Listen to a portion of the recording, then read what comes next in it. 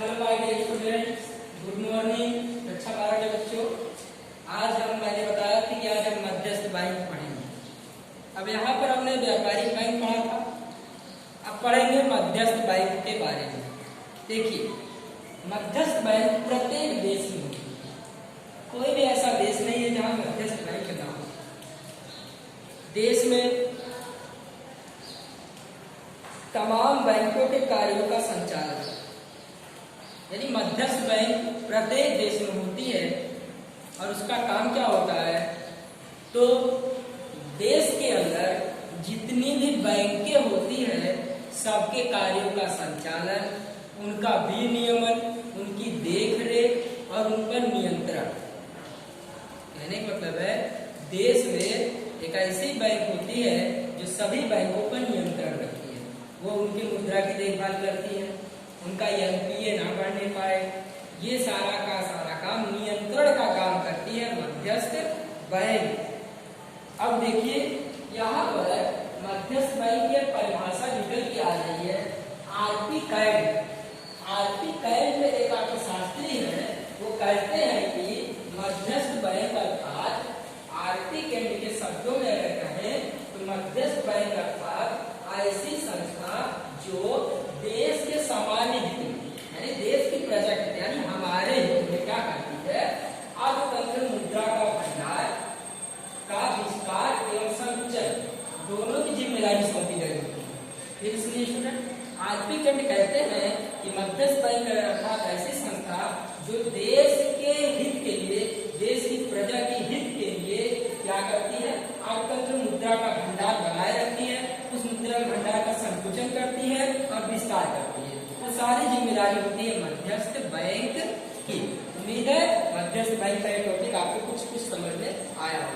चलिए हम बात करते हैं। इस प्रकार मध्यस्थ बैंक अर्थात देश की सर्वोच्च बैंक, देश की सर्वोच्च बैंक, यानी इसका काम है सभी बैंकों को ऊपर ये होती है और इसका मुख्य कार्य है बाजार और बैंकिंग क्षेत्र को मदद करना।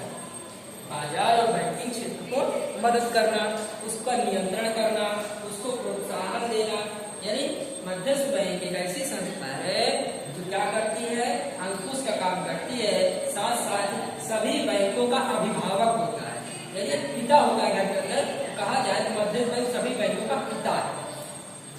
मेरे आपको समझते हैं। इसके बाद हम बात करते हैं, समस्त अर्थतंत्र में मुद्रा के आवागमन से अनेक प्रभाव होते हैं। मुद्रा अधिक आती है तो अर्थतंत्र मजबूत बनता है, मुद्रा जाती है तो अर्थतंत्र कमजोर बनता है। इसी प्रकार से अगर मुद्रा आ रही है तो आर्थिक वृद्धि, आर्थिक विकास होता है, हम मुद्रा जा रही है तो आर्थिक वृद्धि में नुकसान का सामना करना पड़ता है। तो ध्यान दीजिए, इन मुद्रा के आवागमन की जिम्मेदारी, मुद्रा आ रही है कि मुद्रा जा रही है, उसको संग्रहित करने का काम होता है मध्यस्थ बैंक का। यानी सारी जिम्मेदारी जो विदेश व्यापार, आयात और निर्यात व्यापार से मुद्रा प्राप्त होती है, इसके अलावा विदेशी मुद्रा भंडार को संग्रहित करने की जिम्मेदारी इसी की होती है। क्योंकि अगर विदेशी मुद्रा भंडार हमारे पास कम होगा, हम दूसरे देशों से चीज वस्तुओं को नहीं मंगा पाएंगे, हमारी आवश्यकताओं की पूर्ति नहीं हो पाएगी। लेकिन यहाँ पर ध्यान दीजिए स्टूडेंट, आपने मध्यस्थ बैंक के बारे में पढ़ा, हम बात करेंगे भारतीय रिजर्व बैंक। यह हमारे देश की मध्यस्थ बैंक। भारतीय रिजर्व क्या है, यह भारत की मध्यस्थ बैंक है। आप देखे होंगे कि आप पढ़ते हैं, कई बार एडवर्टाइज में देखते हैं कि आरबीआई के निर्देशानुसार आप किसी को भी अपना पासवर्ड साझा न करें, ओटीपी साझा न करें, एटीएम का पिन साझा न करें। तो इसका निर्देश कौन जारी करता है, इसके निर्देश आरबीआई जारी करता है। क्यों? क्योंकि सभी बैंकों का अभिभावक है, सभी बैंकों की देखरेख करना इसका काम है। हम बात करते हैं, हम हमारे देश की मध्यस्थ बैंक कौन सी है, भारत की मध्यस्थ बैंक है भारतीय रिजर्व बैंक। भारतीय रिजर्व बैंक क्या है, ये हमारे देश की मध्यस्थ बैंक है। इसको आप नोट पे आप देखते हैं, लिखा होता है रिजर्व बैंक ऑफ इंडिया। क्या लिखा होता है, रिजर्व बैंक ऑफ इंडिया, ऐसा लिखा होता है आपको नोट पर। ये नोटों को भी जारी करने का काम करता है, क्या करता है, नोट भी छापता है। ठीक है, चलिए अब हम आगे देखते हैं कि रिजर्व बैंक की स्थापना कैसे हुई। जाहिर सी बात है ये एक संस्था है, तो इसकी कोई स्थापना भी हुई होगी। ध्यान दीजिए, रिजर्व बैंक की स्थापना कंपनी की धारा के अनुसार, कंपनी की धारा के अनुसार देखिए किस अधिनियम के तहत हुई वो भी हम देखेंगे। तो ध्यान दीजिए 1934, क्या 1934 की रिजर्व बैंक ऑफ इंडिया की धारा के अनुसार 1934 में रिजर्व बैंक ऑफ इंडिया की धारा के अनुसार 1 अप्रैल 1935 को 1 अप्रैल 1935 को इसकी स्थापना 1 अप्रैल 1935 को 1 अप्रैल 1935 को क्या होगा, इसकी स्थापना हुई रिजर्व बैंक की स्थापना कब हुई 1 अप्रैल 1935 को। ठीक है, चलिए अब हम बात करेंगे कि जब स्थापना हुई थी तो कितनी पूंजी थी इसके पास, तो 5 करोड़ रुपए की पूंजी। रिजर्व बैंक की जब स्थापना हुई 1 अप्रैल 1935 को तो 5 करोड़ की पूंजी के साथ हुई। कितने करोड़ की पूंजी के साथ, 5 करोड़ की पूंजी के साथ हुई।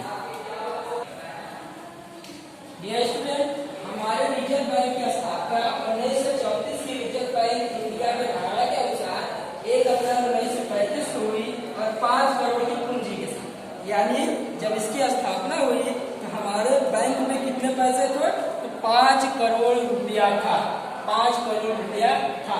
अब ध्यान दीजिए, बैंकों का 1 जनवरी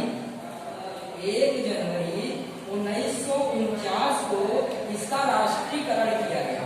क्या किया गया, राष्ट्रीयकरण। राष्ट्रीयकरण का मतलब है कि हम क्या थे, अंग्रेजों के गुलाम थे, उन्होंने ही इसकी स्थापना की थी। लेकिन जैसे ही हम आजाद हुए हमने आरबीआई का राष्ट्रीयकरण कर दिया।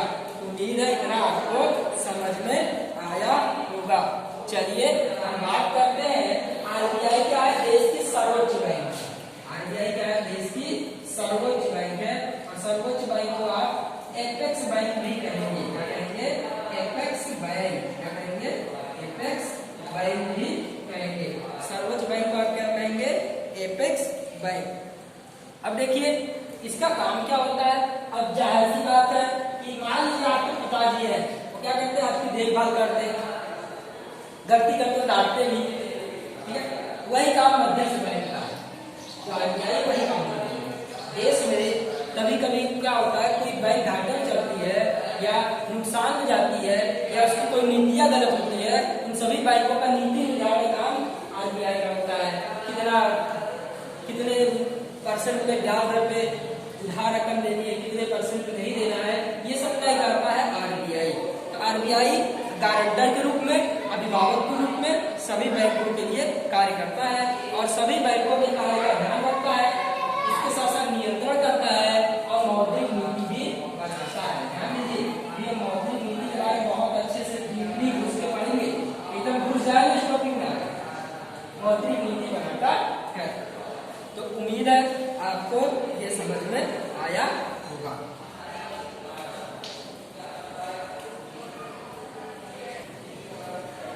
चलिए माय डियर स्टूडेंट, अब हम रिजर्व बैंक ऑफ इंडिया का कार्य देखेंगे।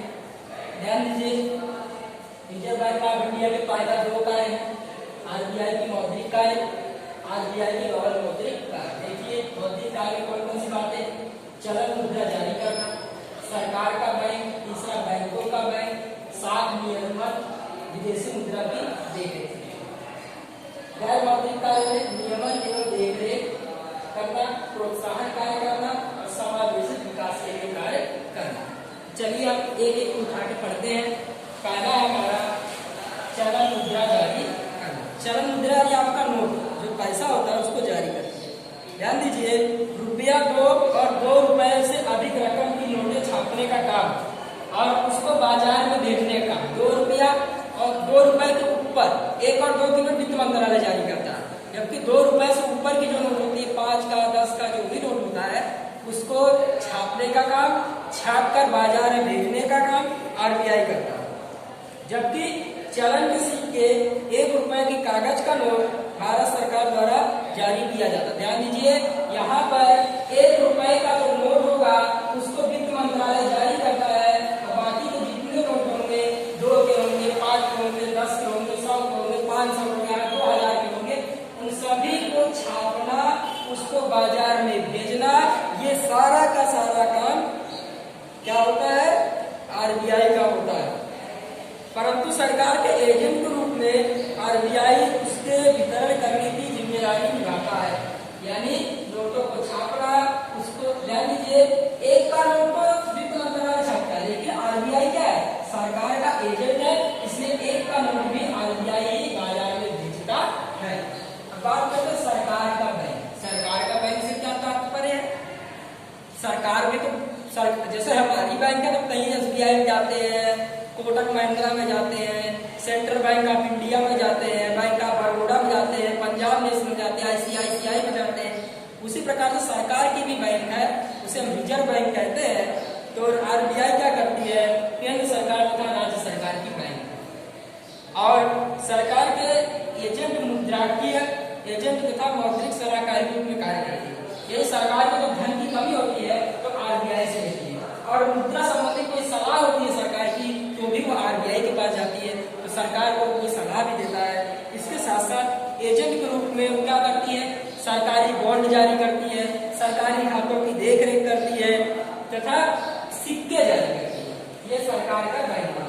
अब बात करते हैं बैंकों का बैंक। बैंकों का क्या? मैंने बताया कि आरबीआई जो है सर्वोच्च बैंक है। इसका क्या मतलब है? आरबीआई भारत में सभी बैंकों के कार्यों का नियंत्रण करता है।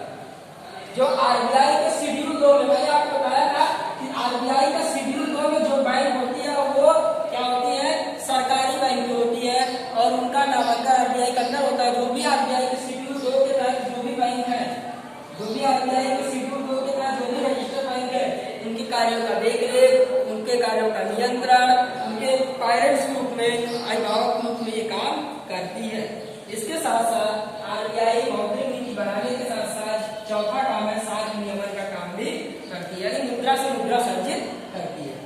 विदेशी मुद्रा की देखरेख, कहने का मतलब है कि देश के अंदर क्या होता है?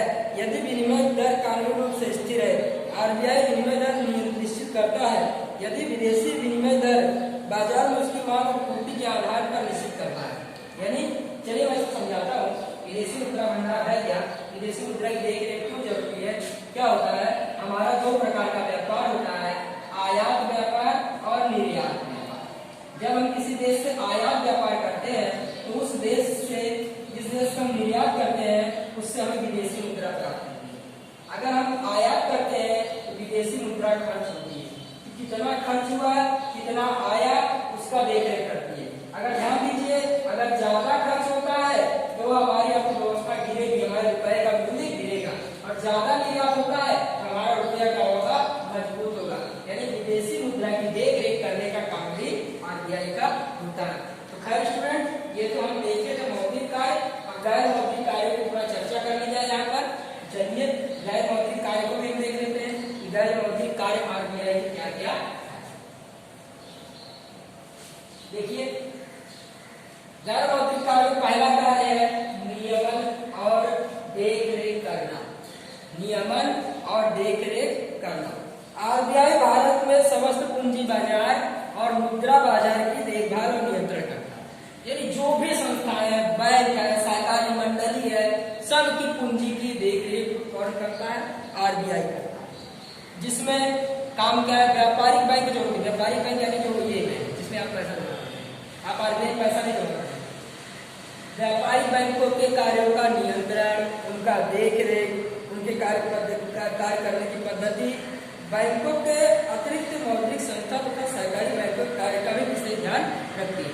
यानी बैंकों का कार्य भी देखती है, ये सबका नियमन और देखभाल का काम है, देखभाल का काम है। दूसरा प्रोत्साहन कार्य। अब बात यह है कि आरबीआई प्रोत्साहन कार्य कैसे करती है। ध्यान दीजिए, अपने देश में आज भी अनेक लोगों ने बैंक खाता नहीं खुलवाया है। आज भी आप देखेंगे कि बहुत सारे लोगों ने बैंक खाता नहीं खुलवाया है। इसीलिए आरबीआई क्या करती है? लोगों को प्रोत्साहित करती है कि भैया आप अपना बैंक खाता खुलवा लीजिए। ठीक है, तो होता क्या है कि कई लोग जो है बैंक खाता नहीं खुलवाते, बेचारों को पैसा चाहिए तो लोन नहीं मिल पाता, तो क्या करते हैं किसी महाजन से सेठ से लोन लेते, बेचारे क्या होता है कि ज्यादा ब्याज दर भरते हैं तो लोन भरते ही रह जाते हैं, भरते भरते खत्म हो जाते हो। तो आरबीआई क्या करती है कि अगर जिसका बैंक में खाता नहीं है तो वो सुझाव देती है कि आप खाता खोलिए। तो होता क्या है कि जब लोग खाता नहीं खुलवाते तो सेठ महाजन क्या करते हैं, ब्याज अधिक जोड़ते हैं, और जिसका सही आकलन नहीं हो पाता है, एक समस्या होती है सही आकलन करने में, तो आरबीआई कहता है भैया आप लोग खाता खोलिए, हम आपको ऋण देंगे, ये भी काम होता है। इसके अलावा आरबीआई लोगों में जागृति लाती है, जैसे अभी आपको आरबीआई के निर्देशानुसार आप लोग अपने एटीएम का नंबर न साझा करें, कोई ओटीपी ना साझा करें, ऐसा कहा जाता है, ऐसा टीवी में न्यूज आता है, आप देखे होंगे। इसके अलावा आरबीआई का काम है कि अधिक से अधिक लोग संगठित मुद्रा बाजार में आए। असंगठित मुद्रा बाजार से महाजन लोग हैं, संगठित मुद्रा बाजार मतलब होता है कि अधिक से अधिक लोग बैंकों से जुड़े। जब अधिक से अधिक लोग बैंकों से जुड़ेंगे तो आरबीआई को राष्ट्रीय आय ज्ञात करने में काफी आसानी होगी। ये सारा का सारा प्रोत्साहन का कार्य करते हैं। अब समावेशित विकास के कार्य, समावेशित विकास के कार्य में मैं आपको एकदम सिंपल बना दूं कि देश में जो भी विकास कार्य होते हैं, पुलों का निर्माण होता है, कृषि ऋण होता है, रोजगार संबंधी ऋण होता है, उन सभी को आरबीआई क्या करती है, देती है। यानी देश के विकास के लिए जो कार्य होते हैं उनको उनमें मदद करती है, तो समावेशित विकास के लिए आरबीआई क्या करती है, काम करती है। भारत में आर्थिक भिन्नता, शहर में लोगों के पास पैसे हैं, ग्रामीण क्षेत्र में पैसा नहीं है, तो क्या होता है कि लोगों को क्या हुआ कि परेशानी होती है। आरबीआई क्या करती है कि सही तरीके से शहरी और ग्रामीण दोनों लोगों को लाभ हो, सभी को अच्छे से आय का वितरण समान हो, ऐसा करने का प्रयास करती है तथा प्रत्येक प्रकार के लोगों को, इकाइयों को ऐसे परिवर्तनों का लाभ मिलना चाहिए। आरबीआई कहती है केवल शहरी क्षेत्रों में ही इस चीज का लाभ न मिले, ग्रामीण क्षेत्र के लोग भी प्रोत्साहन कार्य के तहत बैंक खाता खुलवाए, बैंकों से जुड़े, ताकि जो हमारी नीतियां है वो शहरी और ग्रामीण क्षेत्रों में बैलेंस रहे। अगर ऐसा नहीं होता है तो ग्रामीण क्षेत्र पिछड़ जाते हैं और शहरी क्षेत्र विकास कर। तो करता क्या है आरबीआई का करता है, बैंकों को प्रोत्साहित करता है तो वो अधिक से अधिक लोगों को ऋण दे, ताकि वो ऋण लेकर उससे कुछ व्यापार धंधा शुरू करे, स्वरोजगार शुरू करे। इसके अलावा लोगों के बीच में वो क्या जागृति फैलाता है कि आप सभी बैंकों से जुड़े, बैंक खातों से जुड़े, ताकि अधिक से अधिक मुद्रा संगठित बाजार में आए और क्या हो सके, हम राष्ट्रीय आय की सही गणना कर सके, कितने लोगों के पास कितना पैसा पहुंचा है, ये सभी गणना हो सके। इसके अलावा आपने देखा है वर्तमान में जनधन योजना बहुत फेमस है, सभी ने जनधन योजना के तहत खाता खुलवाया है। जनधन योजना भी इसी प्रकार का एक कार्य है कि लोगों को अधिक से अधिक लोग समावेश विकास कार्य के तहत जोड़ा जा सके। देखिए कोरोना संकट चल रहा है, सरकार ने गाँव-गाँव में सबके खाते में पैसा डाला है। अब देखिए अगर जनधन योजना के तहत खाता ना खुलता तो गरीब के पास सीधा पैसा पहुंचता नहीं पहुंचता, क्योंकि जो बिचौलिए होते हैं वो पैसे क्या करते खा जाते। इसीलिए सरकार ने सभी का बैंक खाता खुलवाया है ताकि सरकारी कोई भी योजना है सीधा आपको उससे लाभ प्राप्त हो। यानी आरबीआई समावेशित विकास का कार्य करता है। तो मेरे स्टूडेंट आज आपको समझ में आया होगा, हम मौद्रिक नीति की चर्चा कल करेंगे। तो आज के लिए इतना ही। Thank you very